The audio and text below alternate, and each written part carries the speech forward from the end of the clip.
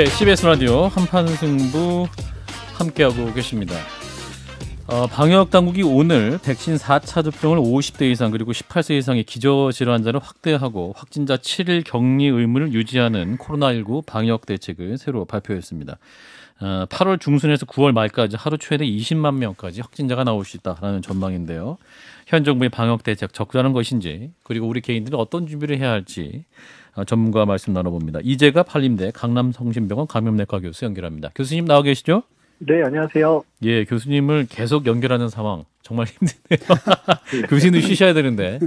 자, 일단은 그 자정 기준으로 신규 확진자가 4만 266명, 누적 확진자가 이제 1,806만 명으로 집계되고 있는데, 이게 본격적인 휴가 시즌을 앞두고 이게 코로나 재유행이 시작됐다, 이렇게 보면 되는 건가요?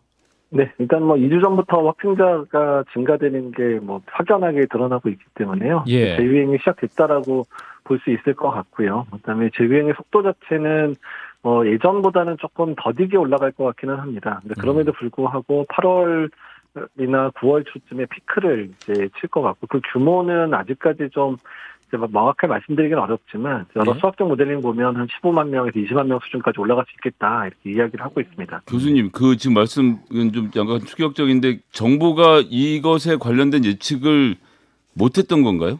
제가 이렇게 여쭤보는 이유는 네. 교수님께서도 예전에 공개적으로 SNS 언급하셨던 내용인데, 6월 29일에 그 코로나19 관련된 병상을 다 치워라, 그러니까 없애도 된다라고 정부에서 지시가 내려왔다는 말씀 제가 들었던 기억이 나서요. 네. 그러니까 6월 29일엔 재유행할 걸 모르고 있다 지금 와서 다시 대책을 세우는 건지가 사실 좀 믿겨지지가 않아서 좀 여쭤봅니다. 사실 그때도 일단 가을쯤, 그때도 이미 8월 말에서 9월 초쯤에 어느 수준일지 모르지만 재유행은 있을 거다라는 이제 수학적 모델링 결과들이 여러 팀에서 이미 얘기를 한 상황이고요. 예. 그러니까 지금 상황이 조금 빨리 확진자 규모가 늘어나는 건 맞지만, 어쨌든 8월, 9월에 유행이 다시 시작될 거라는 얘기는 이미 이제 4월, 5월에 이미 얘기가 나온 상황입니다. 그런데 병상을 왜 치우라고 하나요? 네, 그 부분에 있어서도 저희도 좀 되게 답답한 부분이었는데, 예.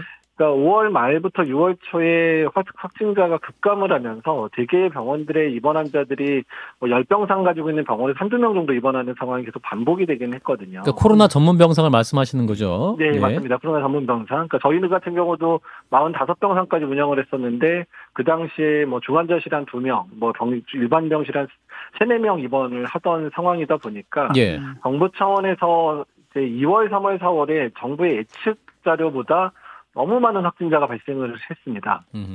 그래서 당시에 이제 병실에 대한 손실보상, 또 신속항원 검사 비용, 대면 진료 비용, 그리고 격리 지원금, 이런 것 때문에 확진자 규모가 너무 커져가지고 정부의 재정이 정말 많이 사용됐었거든요. 아하. 그러니까 아마 이제 그런 이유 때문에 이제 그 5월 말부터 일단 그 비용을 본격적으로 줄이려는 작업들이 다 시작이 됐거든요. 예. 그래서 이제 외래 이제 대면 수가나 이런 부분들 다 이제 취소됐고, 선별진료소에서의 이제 안전관리와 관련됐던 비용도 다 취소됐고요, 5월달 안에. 예. 이제 그러면서 병실까지 다 취소하는 것까지 이르게 됐습니다. 그럼 이게 지금 비용 때문에 그랬다는 것으로 예측하시는 건가요? 네, 지금 봐서는 비용 외에는 설명될 게 없습니다. 왜냐하면 그 당시에도 저희가 계속해서 병상을 줄이는 건 맞는데, 다만 다 줄이면 안 되고, 아니면 병상을 수가 체계를 바꿔서 일상적인 상황에서 그냥 병실을 이제 그 코로나 환자를 받을 수 있게 좀 수가 체계를 변경하라는 얘기를 5월 달부터 전문가들이 하고 있었거든요. 예. 근데 그런 논의 중에 갑자기 병상을 다 취소하라는 연락이 와서 됐고, 그렇게 진행되던 회의도 그때 갑자기 추가 회의 없이 취소가 돼버렸습니다. 진 작가님? 네. 지금 미국의 경우에는 확진자가 공식 집계보다 7배 정도 많을 거란 분석도 있는데, 우리나라도 사실 요즘 그 진단검사가 줄어들지 않았습니까? 그래서 이 확진자 규모, 이 통계를 믿을 수 있나요? 제대로 다 이게 지금 파악되고 있는 것인지라고 볼 수 있을지. 그러니까 이제 그 부분에 대해서 저희가 그나마 이제 좀 근거로 쓸 수 있는 거는 5월 달에 국민건강 영향조사 했었던 검사 보면, 예. 전체 이제 국민 중에서 36%가 이제 감염이 된 이력이 있는데, 그 중에서 26%만 이제 확진자로 확인이 됐었던 데이터가 한번 나왔습니다. 적어도 예. 그러니까 3분의 1 정도가 이미 5월 달에도 확진을 안 받고, 그러니까 이제 증상이 가벼워서 안 받았든, 뭐, 자가검사 양성인데 안 받았든 간에 그런 사람이 이미 3분의 1 정도가 5월 달에 발생을 했었다는 근거 자료가 있거든요. 예. 그러니까 지금 상황에서 만약에 정부 차원에서 여러 격리지원금도 축소하고 있고, 또한 재택 환자에 대해서 뭐 이제 그 본인 부담금이 뭐 늘어나고 또 환자 진료비에서의 본인 부담금이 늘어나는 상황이 된다면 예. 이제 그런 비율이 훨씬 더 올라갈 수도 있겠다라고 이제 예측을 하고 있는 겁니다. 오늘 그 방역 당국이 4차 백신 접종 대상 확대를 포함한 여러 가지 대책을 발표했는데 이건 어떻게 평가하십니까? 지금 상황에서 얘기할 수 있는 정도가 그 정도밖에 없는 거라고 말씀을 드리고 싶습니다. 그러니까 선택할 수 있는 게 많지 않다 보니까 예. 지금 현재 뭐 백신 접종에 관련된 부분들, 그다음에 거리두기는 하지 않겠다. 다만 이제 뭐 자발적인 거리두기 정도만 적용하겠다. 정도에 대한 부분들, 그다음에 요양원, 요양병원에 대한 이제 뭐 보호 정책 이 정도만 오늘 발표가 됐는데 사실 더 발표할 것조차도 없는 상황이 됐다라는 거죠. 지금 상황. 그 백신 접종 대상을 50대 이상 그다음에 기저질환이 있는 사람으로 이제 확대하지 않았습니까? 4차 접종. 근데 네. 저 같은 경우는 3차 접종한 다음에 감염이 됐었단 말이죠. 이런 사람도 대상이 됩니까? 네, 일단 이제 3차를 이제 맞고 나서 감염이 됐고 뭔가 기저질환이 있다면 감염된 날 기준으로 3개월 이후에 4차 접종 대상이 될 수 있습니다. 감염된. 그렇군요. 네. 그러면 이 정도 조치면 적절하다고 교수님 판단하십니까? 이 백신 4차 접종 관련해서도 더 이상 그러니까 이제 어떻게 백신 접종도 현재 개량된 백신이 나오지 않은 상황에서 지금의 상황에서 이제 뭐 감염 예방 효과를 누릴 수는 없다면 일단 중증 예방 효과를 통해서 피해라도 최소화시켜야 되는 전략을 취할 수밖에 없거든요. 그러니까 예. 당연히 60대 이상에서의 낮은 접종률을 끌어올려야 되고 또 50대 이상이 40대에 비해서는 사망률이 높거든요. 그러니까 예. 50대에 대해서 접종을 해서 일단은 뭐 중증화가 되거나 사망하는 사람을 최소화시키려는 전략으로는 이제 이 방법밖에 없습니다. 현재로서는. 그 뭐 새로운 변이가 하도 많이 나와가지고 이름을 외우다 진짜 포기했거든요. 그러니까 최근에 나온 건 변이가 벌써 한국에서 뭐 35%가 넘어가지고 주요한 종이 되어가고 있다라고 들었는데 그 새로운 그 변종의 특성은 어떻습니까? 독성이라든지 이런 것들. 예. 그래서 저희가 지금 이제 용어를 통일해서 BA5라고 이제 얘기를 하고 있습니다. 지금 현재. 그래서 지난주에 30%를 넘기는 넘었고요. 예. 그래서 아마 2, 3주 내에 50% 넘을 것 같다. 주종이 될 것 같다고 얘기를 하고 있고 전 세계적으로도 미국이나 유럽이 다 BA5가 이제 주된 형태의 바이러스가 됐습니다. 근데 중증도와 관련된 부분에 있어서는 일단은 뭐 기존의 오미크론과 큰 차이 없을 것 같다 정도. 일부 국가에서 입원이 조금 많아지는 게 아니냐 정도 보고가 있고요. 전파력은 이제 우리가 스텔스 오미크론이라고 했던 지금 현재 우리나라에서 50% 이상 유행하고 있는 것보다 한 30% 이상 전파력은 강해졌다. 그다음에 백신 효과라든지 또는 이제 감염된 사람의 면역 회피 효과는 이제 한 3배 정도 강해졌다. 이렇게 얘기를 하고 있습니다. 저희 지금 뭐 계속해서 새로운 변이도 나오고 재유행도 반복이 돼서 야 이거 뭐 엔데믹이라 그러나요? 끝나는 거는 요원한가 이런 생각이 들기도 하고 그런데 어떻게 좀 보십니까? 이렇게 가면서 엔데믹이 될 거거든요. 그러니까 근데 엔데믹이 되기까지는 우리가 치러야 될 대가가 아직도 남아 있다라는 겁니다. 그래서 아마도 이제 유행 규모가 이번 유행은 지난 뭐 2월, 3월에 뭐 60만까지 가는 수준까지는 안 갈 거거든요. 아마 많아야 2, 30만 정도 될 거고 또 다음에 내년 봄쯤에 또 유행을 하게 되면 한 뭐 1, 20만 명 생길 거고 이런 식으로 점진적으로 이제 봉우리가 낮아지면서 엔데믹이 되지 않을까.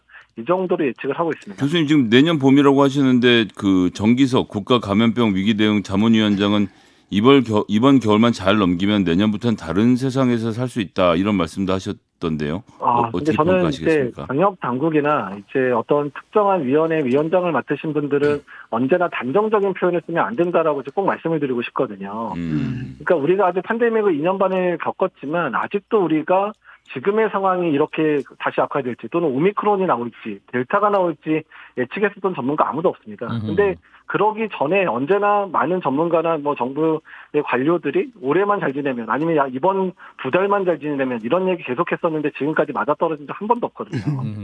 그래서 언제나 그렇지만 그럴 가능성이 높더라도 단정 짓는 얘기는 절대 하면 안 된다. 다만 우리가 이번 지금 겪는 부분 최선을 다해서 노력하겠다 정도로 얘기하는 수준이어야 된다고 저는 생각을 하고 있습니다. 얼마 전에 국산 백신이 품목 허가를 받지 않았습니까? 이게 지금 네. 자유형 상황을 극복하는 데 도움이 될까요?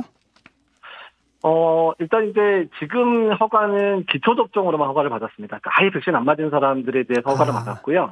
그리고 추가 접종에 대한 임상은 현재 진행 중인데 아마도 뭐 괜찮을 것 같은데 일단은 이제 mRNA 백신에 대해서 좀 이제 좀 꺼려하시는 분들이 꽤 많이 늘었어요. 특히 이제 학부모들, 젊은 20대하고 또 이제 중고생들의 부모님들이. 근데 그런 분들에 대해서는 대안이 될 수 있을 거로 생각은 하고요. 유행 자체에 얼마나 영향을 줄지는 백신 접종률 전체의 접종률이 올라가야 되기 때문에 예. 얼마나 영향이 있을지는 잘 모르겠습니다.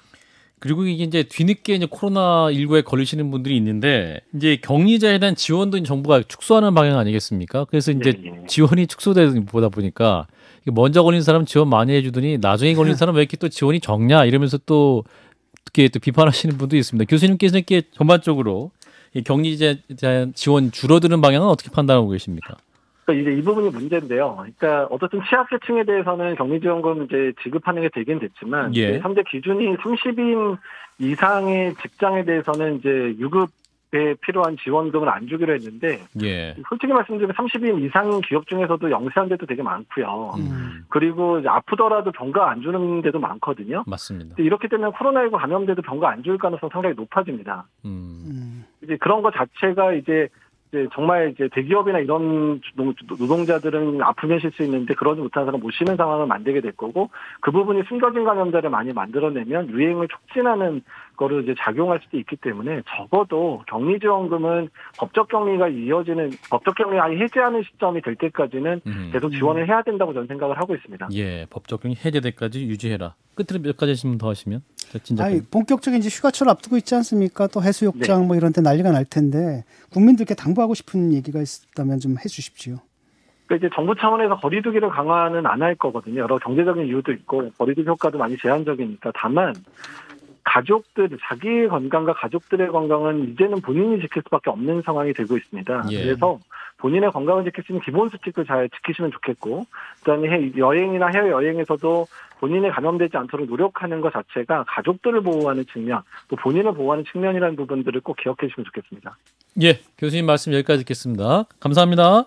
네, 감사합니다. 네, 한림대 강남성심병원 이재갑 교수였고요. 좋아요? 구독! 알림 설정.